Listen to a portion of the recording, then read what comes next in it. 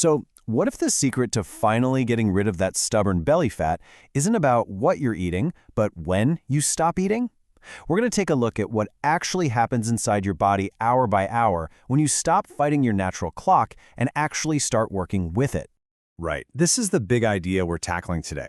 We've all been told that 500 calories from a chicken salad at noon is the exact same as 500 calories from a bowl of ice cream at 10 p.m. Well, it turns out that's just not true. As you're about to see, when it comes to your metabolism, timing is literally everything.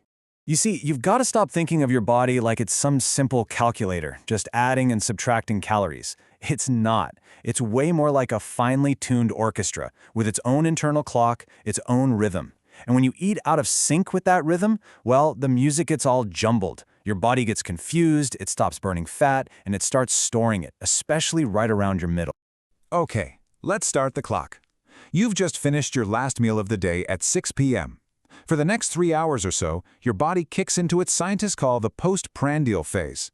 It's just a fancy way of saying your digestive system is hard at work and a really important hormone is about to take center stage. Let's talk about insulin. The easiest way to think of insulin is like a security guard. His first job is pretty straightforward. He takes all the energy, the sugar, from the meal you just ate and helps it get into your cells so you can use it.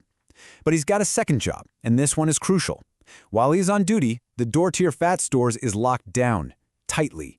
Your body literally cannot burn stored fat while it's busy dealing with new food. And this is where that timing makes all the difference. When you stop eating at 6 p.m., your insulin security guard is done with a shift by about 9 p.m. He clocks out, and that fat-burning door swings right open. But if you eat at 10 p.m., that poor guard has to stay on duty way past midnight, keeping your fat stores completely off limits for hours. Now, right around the time your insulin levels are supposed to be dropping, another really powerful hormone is just starting to rise. And this is where a late-night snack can cause a major traffic jam in your system. Yeah, we all know melatonin, right? It's the hormone that helps us get sleepy. But did you know it has a secret second job? And it's a really important one for your metabolism? Turns out it's designed to work in direct opposition to insulin. And this lays out the conflict perfectly. Think about it. We evolved to eat during the day and sleep at night. It just makes sense. So as melatonin levels naturally rise in the evening, it sends a signal to your pancreas to ease up on insulin production. Your body actually becomes naturally insulin resistant at night. It's getting ready for bed, not for another 3-course meal. So what happens if you ignore all this and have that 10 p.m. snack? Well, all that sugar floods into a system that is completely unprepared to handle it. The insulin guard is sleepy and inefficient. The result? It's hormonal chaos. And your body does the only thing it can. It takes that excess sugar and diverts it to the easiest, most convenient storage locker it has, your belly fat. But here's the magic. Because you stopped eating at 6 p.m., you completely avoided that hormonal train wreck. Your insulin is low, your melatonin is high, and your body is now entering the most important phase for fat loss. Welcome to the golden window. This timeline really shows you the whole journey. By midnight, that door to your fat reserves is unlocked and wide open.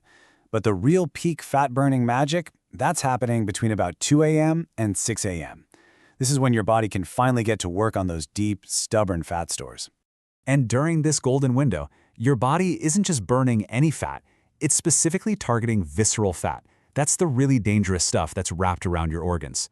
With no new sugar coming in, your liver starts converting this body fat into pure energy.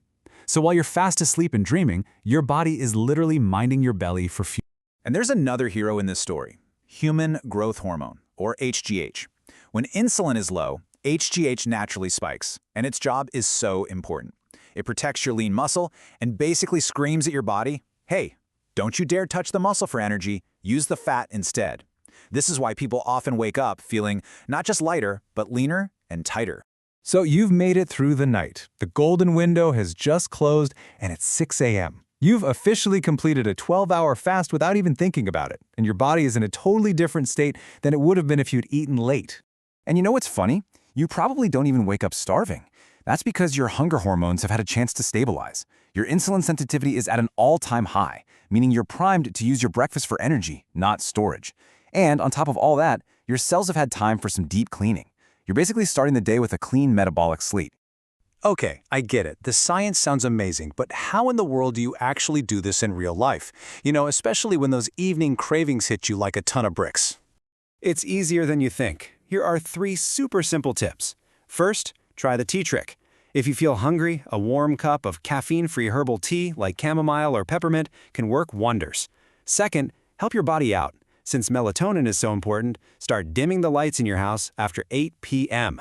This signals your brain that it's time to wind down. And third, be kind to yourself. If 6 p.m. sounds impossible, don't sweat it. Just start with 7 p.m. for a week. Your body will adapt, I promise. And this is the most important thing to remember. This whole idea isn't about restriction. It's not about depriving yourself. It's about restoration. It's about giving your body the downtime it needs and deserves to heal, to repair itself, and to finally burn through the fuel it's been carrying around. So I'll leave you with this one last thought to chew on. What if that stubborn belly fat was never really a sign that you were eating too much, but was actually just a symptom of a body that's overworked and never ever gets a break? By simply stopping at 6 p.m., you're not just changing your diet, you might just be changing your entire relationship with your own biology.